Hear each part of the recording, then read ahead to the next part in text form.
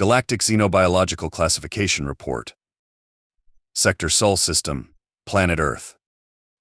Initial Assessment Team Research Vessel Quantum Whisper. Lead Investigator Commander Tark Velian. Specialist Team Xenoanthropological Reconnaissance Unit. Personal Log, Cycle 7429.3.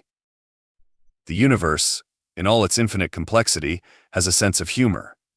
And that humor apparently reaches its zenith with a small blue-green planet called Earth. When the Galactic Confederation first assigned our research vessel to conduct a preliminary assessment of this planet, we expected a routine mission. Classify the dominant species, evaluate potential galactic threats, submit a report, collect our standard research stipend, and move on to the next assignment. Simple, straightforward, predictable. Hey, our initial long-range scans should have been our first warning. The planet's classification came back as a Class 13 Deathworld, the highest rating in the known galaxy for planetary hostility. To put this in perspective, most sentient species would be reduced to atomic vapor before even completing a planetary orbit. The environmental parameters were so extreme that our initial computer models kept throwing error messages, convinced we were inputting data incorrectly. Temperature variations that span nearly 110 degrees Celsius, atmospheric pressures that could crush most exoskeletons, radiation levels that would cook organic matter faster than a molecular disassembler, tectonic plates that seemed to engage in random, violent dance routines, weather systems capable of obliterating entire metropolitan regions, predatory life forms with dentition that could slice through reinforced military-grade alloys, plant life armed with chemical warfare capabilities that could neutralize most known biological defense mechanisms. And yet, somehow, impossibly, the planet's dominant species not only survived but appeared to be thriving. Our observation team consisted of myself, Commander Tark Velian, a 287-cycle veteran of galactic reconnaissance with more commendations than most military units combined, senior researcher Krint, our xenobiological specialist whose research had been published in 17 different galactic journals, and junior analyst Melva, a brilliant young researcher with an unsettling combination of curiosity and nervous energy. We approached using our most advanced quantum camouflage technology, a stealth field generator that could render us invisible to any known detection method, capable of penetrating even the most sophisticated planetary surveillance systems.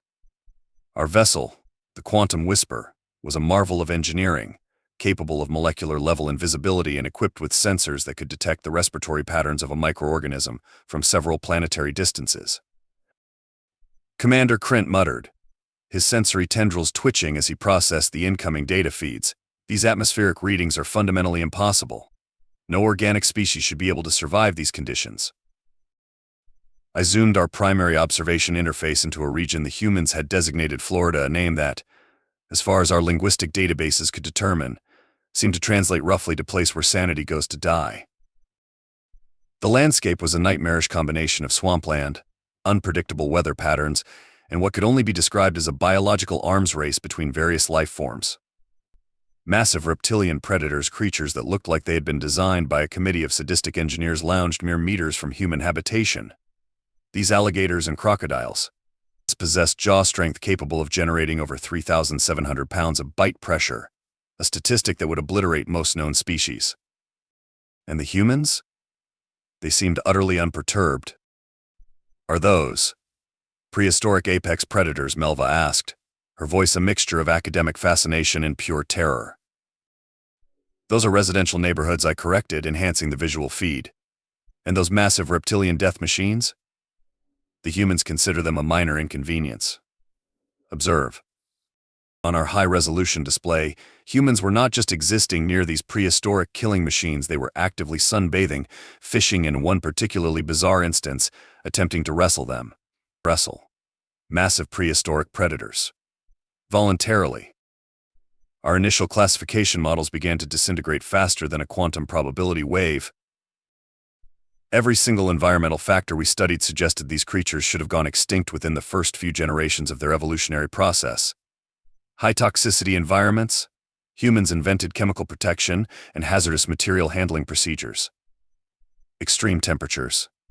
They created intricate clothing systems and architectural solutions that allowed them to inhabit regions ranging from Arctic tundras to scorching deserts.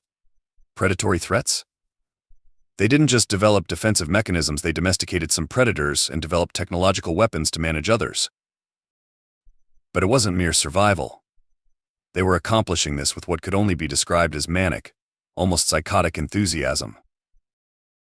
We watched, transfixed, as humans engaged in activities that would be classified as suicidal by literally every other known sentient species in the galaxy.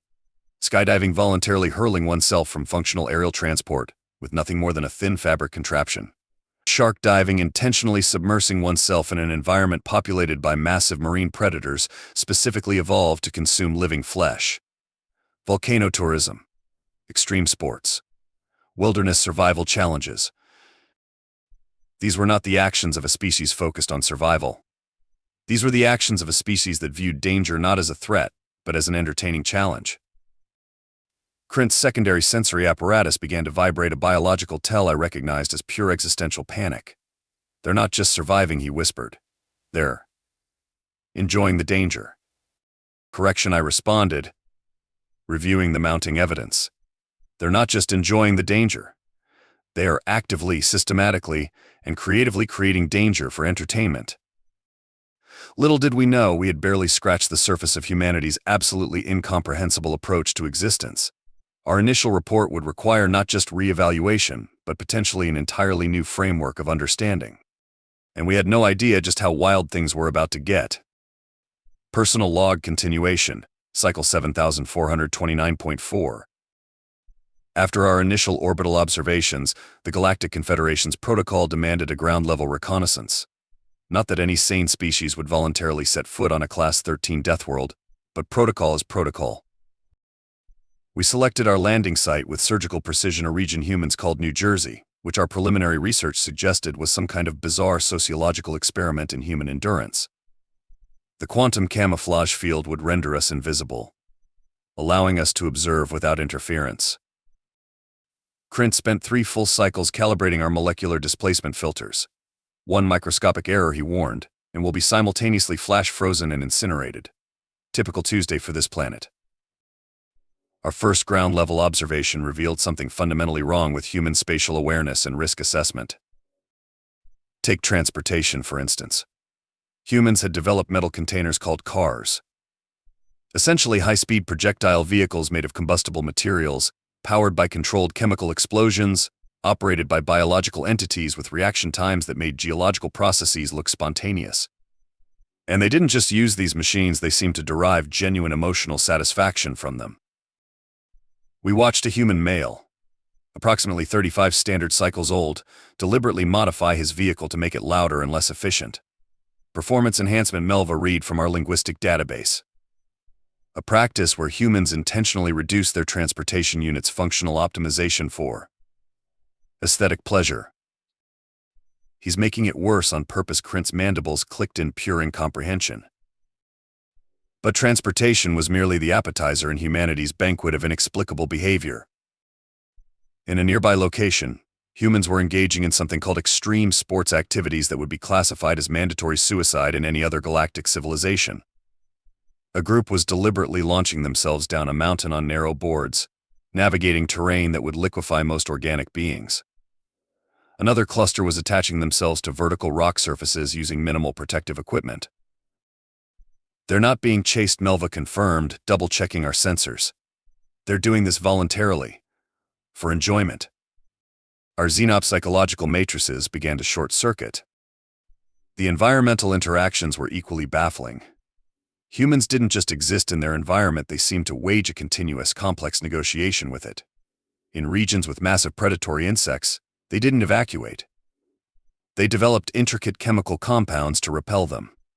Where temperatures fluctuated wildly, they invented clothing technologies that could adapt in real time. Most tellingly, they seemed to treat environmental challenges as puzzles to be solved rather than threats to be avoided.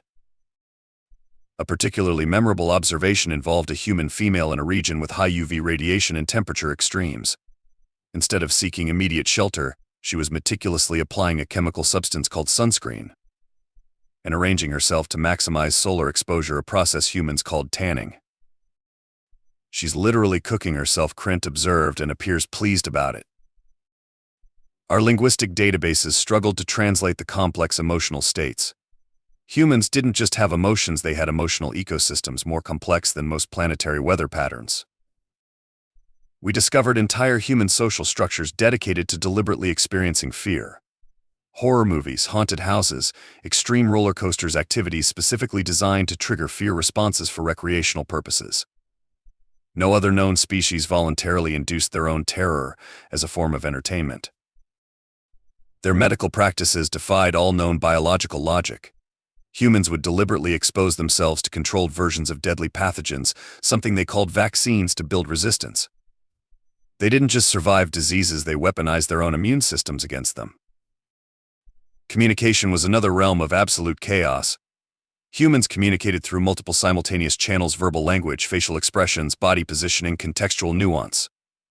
Our universal translators began to emit what could only be described as a digital whimper. They're not just speaking, Melva noted, her analytical subroutines working overtime. They're performing elaborate social algorithms with each interaction. A simple human greeting could communicate current emotional state, social hierarchy, regional origin, time of day, personal relationship status, and approximate mood, all within 3 seconds of interaction. By the end of our first ground observation cycle, our initial hypothesis had transformed from how do humans survive to what fundamental cosmic joke are humans playing on the concept of survival. We had collected approximately 7.3 petabytes of data, and our understanding had decreased by a factor of exponential complexity. The Galactic Confederation was not going to believe this report. And we had only just begun. Personal log, cycle 7429.5. If our previous observations were a glimpse into human complexity, what we discovered next was nothing short of a complete reconstruction of our understanding of intelligent life. The turning point came during what humans casually referred to as a typical Tuesday, a phrase that would become a running joke in our research logs. We had positioned ourselves near a human settlement in a region called Silicon Valley, a technological breeding ground that defied every known principle of scientific development. Krint's analysis systems were working overtime. They're creating artificial intelligence, he muttered, while simultaneously arguing about whether artificial intelligence is a threat. It's like watching a species engage in organized schizophrenia. Technological innovation on Earth wasn't a linear process. It was more akin to a controlled explosion of creativity, with humans treating the impossible as a mild inconvenience to be solved before lunch. We observed a research facility where humans were developing prosthetic limbs that could interface directly with biological neural systems. But this wasn't just medical technology, this was human innovation in its purest form. These weren't simple replacement parts. They were technological symphonies that could potentially restore mobility, sensory perception, and even emotional experience to individuals with physical limitations. One particular case study broke our entire comprehension matrix. A human engineer, a female named Dr. Elena Rodriguez, was working on a prosthetic limb for a child who had lost their arm. But this wasn't just a functional replacement. The prosthetic was being designed to not only match biological functionality but to exceed it. Integrated sensors that could detect temperature, pressure, and texture with superhuman precision. Adaptive neural interfaces that could learn and improve based on the user's movement patterns. They're not just solving a problem, Melva observed, her analytical circuits spinning at maximum capacity.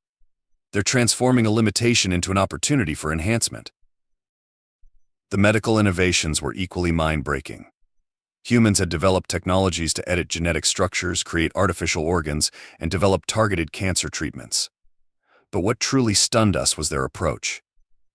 They didn't just see these as medical procedures, they saw them as puzzles to be solved, challenges to be conquered. A separate research team was developing what they called CRISPR technology, a method of editing genetic code with a precision that made our most advanced genetic manipulation techniques look like prehistoric stone tools. They were quite literally learning to rewrite the fundamental code of life itself, and treating it like an interesting afternoon project. But technological innovation was merely one facet of human adaptability. We tracked a group of humans responding to a natural disaster, a hurricane in a coastal region. Instead of collapsing into chaos, we witnessed a complex, self-organizing system of support. Volunteer rescue teams, improvised communication networks, distributed resource allocation systems that emerged organically without centralized control. Individuals from different social backgrounds, economic levels, and professional domains spontaneously collaborated. A retired carpenter worked alongside a teenage student. a local restaurant owner prepared meals for rescue workers. Communication technologies were repurposed. Personal vehicles became rescue vehicles. They're not just surviving, Krint whispered. They're fundamentally redesigning survival in real time. Our most shocking discovery came from an unexpected source: human problem-solving in extreme conditions.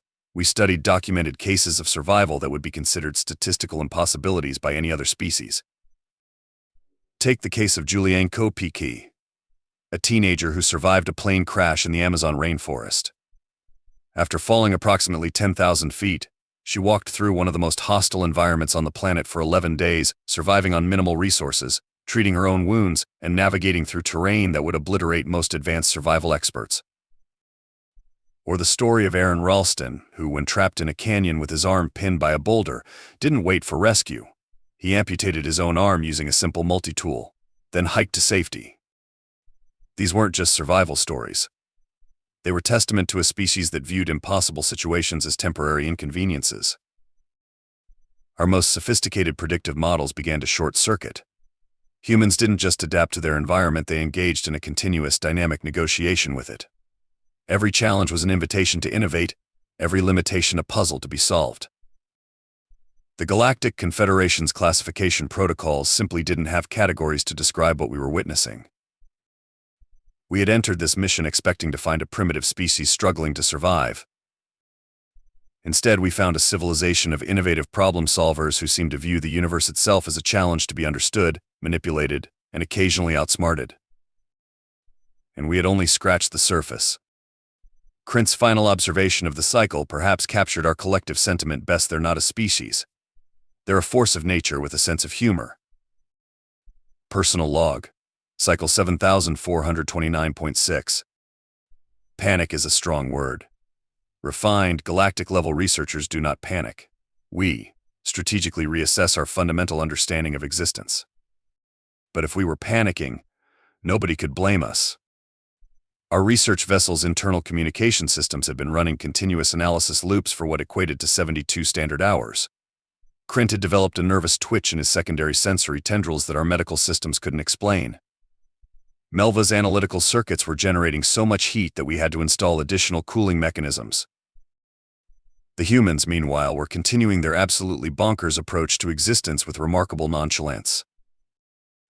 We discovered a human practice called parkour, a movement discipline where individuals traversed urban environments by turning entire cityscapes into personal obstacle courses. Buildings weren't infrastructure to these humans. They were three-dimensional playgrounds. Young humans would literally launch themselves between architectural structures, calculating complex gravitational and momentum equations in microseconds, without any formal computational assistance. They transformed concrete jungles into living, breathing movement landscapes. "They're not walking," Krint muttered, watching a human leap between two buildings with a grace that defied every known biomechanical principle. They're performing real-time, high-stakes negotiation with gravity itself. Our xenobiological databases struggled to categorize human physical capabilities. Most species develop specialized adaptations for specific environments. Humans seem to have developed a generalized adaptation protocol that essentially said, "We'll figure it out." Hold my beverage. We tracked military training programs that pushed human physical and mental limits beyond comprehension. Navy SEAL training, a process so intense it made our most advanced military conditioning look like a leisurely afternoon picnic. Candidates endured physical and psychological challenges designed to break most biological systems, and not only survived but transformed these challenges into personal growth experiences. One training exercise involved sleep deprivation, physical exhaustion, and continuous problem-solving under extreme stress. Humans didn't just endure these conditions, they developed psychological strategies to not just survive but excel. They're weaponizing their own psychological resilience, Melva observed, her analytical systems working overtime. But physical and psychological adaptability was merely the appetizer in humanity's bizarre banquet of capabilities. Our most terrifying discovery came from their approach to problem-solving in extreme environments. We studied scientific expeditions to Antarctica, deep-sea exploration, and space missions. Humans didn't just explore these environments, they seemed to view them as personal challenges to be conquered. Consider the International Space Station, a technological marvel floating in one of the most hostile environments imaginable. Humans voluntarily confined themselves in a metal tube smaller than most of our research vessels' storage compartments, orbiting a planet at 17,500 miles per hour, exposed to radiation levels that would obliterate most known organic life forms. And they did experiments. They conducted scientific research. They exercised. They made music. They told jokes. They're not just surviving in space, Krent whispered. They're essentially throwing a prolonged scientific house party in the most dangerous environment imaginable. Our linguistic databases captured something called dad jokes, a form of humor so bizarre it seemed designed to break potential alien invaders through sheer psychological warfare. Imagine facing a species that can simultaneously solve complex mathematical equations, perform life-saving medical procedures, and generate humor so terrible it could potentially be classified as a war crime. We discovered human musicians who could create emotional landscapes through sound, artists who could transform raw materials into representations of complex philosophical concepts, writers who could generate entire universes using nothing more than symbolic linguistic representations. Their creative capabilities were not just a biological function. They were a form of reality manipulation. One particular discovery nearly caused our entire research team to simultaneously short-circuit human improvisation. We studied jazz musicians who could generate complex musical compositions in real time, mathematical problem solvers who could instantaneously calculate multivariable equations, and emergency responders who could develop complex rescue strategies within seconds. Their brains weren't just processing information. They were performing continuous, real-time quantum computational gymnastics. They don't just think, Melva said, her voice a mixture of terror and professional admiration. They think about thinking. They analyze their own analytical processes. By this point, our initial mission parameters assess and categorize had evolved into a much more existential question: what the hell are humans, and how do they exist? The Galactic Confederation was going to require significantly more than a standard report. We were going to need an entirely new classification system. Krent's final observation of the cycle captured our collective sentiment: we're not studying a species. We're witnessing a continuous, planet-wide improvisation performance where the rules of reality are merely suggested guidelines. And we had a growing suspicion that we hadn't seen anything yet. Personal log. Cycle 7429.7. Comprehensive species analysis: Homo sapiens. Preliminary findings absolutely terrifying. Our research had reached a point where comprehensive analysis felt like trying to describe an ocean using a single droplet of water. Humans weren't just a species. They were a force of nature wearing a thin veneer of civilization, and occasionally a novelty t-shirt. We assembled our findings like forensic investigators attempting to make sense of a crime scene where the primary suspect was reality itself. Biological capabilities beyond comprehension. Humans possessed a biological resilience that defied every known evolutionary model. Their immune systems weren't just defensive mechanisms, they were active, adaptive warfare networks that could learn, remember, and strategically counterattack invading pathogens. Consider the human ability to heal. A paper cut that would hospitalize most species. Humans slap a small adhesive bandage on it and continue their day. Broken bones? They reset them, encase them in structured support systems, and often return to full functionality within weeks. Surgical procedures that would be considered fatal for 99.9% of known sentient species were routine medical interventions for humans. Their reproductive strategy alone was a marvel of biological engineering. Most species invest minimal energy in offspring. Humans spend decades nurturing, educating, and protecting their young. A human child requires approximately 6,570 days of continuous care before reaching biological maturity. Any rational species would have evolved this practice out of existence. Humans? They turned it into an art form of emotional and psychological investment. Psychological resilience weaponized adaptability. If biological resilience was impressive, their psychological adaptability was downright terrifying. We studied human responses to trauma that would permanently disable most species. War veterans who reconstructed entire lives after experiencing extreme psychological and physical trauma. Survivors of natural disasters who didn't just recover but actively worked to prevent future catastrophes. Individuals who transformed personal suffering into systemic improvements for entire communities. Their capacity for empathy was equally mind-breaking. Humans would voluntarily risk their own survival to assist complete strangers. They developed complex social support systems, created global humanitarian organizations, and generated technological solutions to alleviate suffering for populations they would never personally meet. They're not just surviving Krint observed during one analysis session. They're actively working to improve survival conditions for entire planetary populations. Technological innovation controlled chaos. Human technological development wasn't linear. It was an exponential explosion of creativity that seemed to operate on principles of controlled chaos. In less than 200 years, they transformed from horse-drawn transportation to vehicles capable of space exploration. They developed communication technologies that connected global populations instantaneously. They created artificial intelligence, questioned the philosophical implications of that intelligence, and continued developing it anyway. Their approach to technological innovation was like watching a species play interdimensional chess while simultaneously juggling flaming chainsaws. Consider the internet a global information network that allowed instantaneous knowledge transfer. But humans didn't just use it for information. They used it to share cat videos, argue about pizza toppings, organize global humanitarian efforts, and develop open-source solutions to complex scientific problems. Social dynamics organized unpredictability. Human social structures defied every known sociological model. They simultaneously maintained complex hierarchical systems while constantly challenging and redesigning those same hierarchies. Their political systems were living, breathing organisms of negotiation and compromise. Democratic structures that allowed for peaceful transfer of power, systems of checks and balances that prevented singular concentration of authority, and a bizarre ability to transform fundamental societal challenges through dialogue and collective action. They argue, Melva noted during one analysis, as a form of problem-solving, cultural adaptation, continuous reinvention. Humans didn't just adapt to environments. They transformed environments to suit their needs, and then transformed themselves in response to those new conditions. Linguistic capabilities allowed them to communicate complex emotional and intellectual concepts across multiple communication channels. A single human could speak multiple languages, understand contextual nuances, and navigate complex social interactions with remarkable fluidity. Their artistic expressions were quantum computational miracles. Musicians could generate emotional landscapes through sound.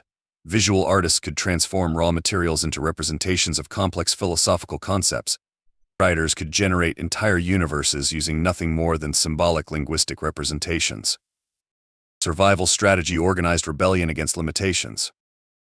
If we could distill human existence into a single concept, it would be continuous, strategic rebellion against limitations. They didn't just survive their environment. They viewed environmental challenges as invitations to innovate. Every limitation was a puzzle. Every obstacle was an opportunity for growth. Natural disaster? They developed early warning systems and community response protocols. Deadly disease? They created global vaccination programs. Environmental challenges? They developed sustainable technologies and collective action strategies. Final classification assessment. After 7,429 cycles of continuous research, we reached an unprecedented conclusion. Humans were not just a species to be categorized. They were a cosmic phenomenon wearing a species costume. Krint's final report summary captured our collective sentiment recommendation to Galactic Confederation: observe, respect, and for the love of all quantum probability waves, do not provoke. We were fairly certain the universe itself was taking notes. Personal log. Final entry cycle 7429.8. Submission of comprehensive report to Galactic Confederation. Classification unprecedented. Threat level existentially complicated. We had spent cycles attempting to compress humanity into a comprehensible narrative, and we were about to fail spectacularly. The final report meeting was held in the most secure communication chamber of the Quantum Whisper. Krint had developed a permanent eye twitch. Melva's analytical circuits were generating so much heat that we had to install emergency cooling systems. I, Commander Tark Velian, felt like I was about to explain quantum physics to a particularly stubborn crystal. Ladies, gentlemen, and non-binary entities of the Galactic Confederation, I began. My translation matrix is working overtime. We have a situation that defies every known classification protocol. The holographic display began cycling through our most compelling evidence. Humans surviving environments that would vaporize most species. technological innovations that seemed to emerge from pure, unbridled creativity, social structures that operated on principles of organized chaos. We showed them the parkour videos, humans literally dancing across urban landscapes, transforming concrete and steel into three-dimensional playgrounds. We displayed medical innovations that could regenerate lost limbs, edit genetic code, and develop targeted treatments for previously incurable conditions. We highlighted their space exploration, a species that looked at the most hostile environment imaginable and essentially said, "Seems fun. We'll figure it out." The Confederation's primary assessment board, a collection of the most analytically rigid beings in known space, sat in stunned silence. "They're not just a species," I explained, my voice a mixture of professional analysis and barely contained existential wonder. "They're a continuous, planet-wide improvisation performance where the rules of reality are merely suggested guidelines." We broke down their approach to seemingly impossible challenges. Natural disaster response: instead of collapsing, human communities would spontaneously self-organize. Volunteer rescue teams would emerge without centralized command. Communication networks would be improvised. Resources would be distributed with an efficiency that would make our most advanced logistical systems look like primitive abacuses. Technological innovation: humans didn't just develop technology. They engaged in a continuous dialogue with their own potential. An invention wasn't an endpoint, it was an invitation to further exploration. We showed them how humans had transformed entire planetary challenges. Climate change mitigation technologies, renewable energy systems, medical innovations that were rewriting the fundamental understanding of biological limitations. Their artistic expressions were quantum computational miracles. Musicians generating emotional landscapes through sound. Visual artists transforming raw materials into representations of complex philosophical concepts. Writers creating entire universes using nothing more than symbolic linguistic representations. "They don't just solve problems," Melva interjected during the presentation. "They transform problems into opportunities for collective growth." The most terrifying revelation? Humans weren't just adapting to their environment. They were actively redesigning both themselves and their planetary conditions to create more sustainable, innovative systems. Their approach to artificial intelligence wasn't just technological development. It was a philosophical exploration of consciousness itself. Their space exploration wasn't just about physical exploration. It was a continuous challenge to their own understanding of possibility. "They view limitations," Krint added, his voice a mixture of terror and professional admiration, "as temporary inconveniences to be strategically dismantled." The final classification became less about categorical definition and more about cosmic recognition. Humans were not a species to be understood. They were a phenomenon to be witnessed. Our recommendation to the Galactic Confederation was unprecedented. 1. Observation, continuous, respectful monitoring. 2. Non-interference, absolutely do not provoke. 3. Potential future interaction, approach with maximum caution and open-minded curiosity. The universe, we concluded, was not just witnessing the development of a species. It was taking notes. Our final log entry captured the essence of our discoveries. Humanity is not a species. It is a force of nature wearing a thin veneer of civilization, occasionally dressed in a novelty t-shirt and holding a beverage of questionable composition. Krint's final words before system shutdown perfectly encapsulated our collective sentiment. "May the quantum probability waves have mercy on us all." End of report.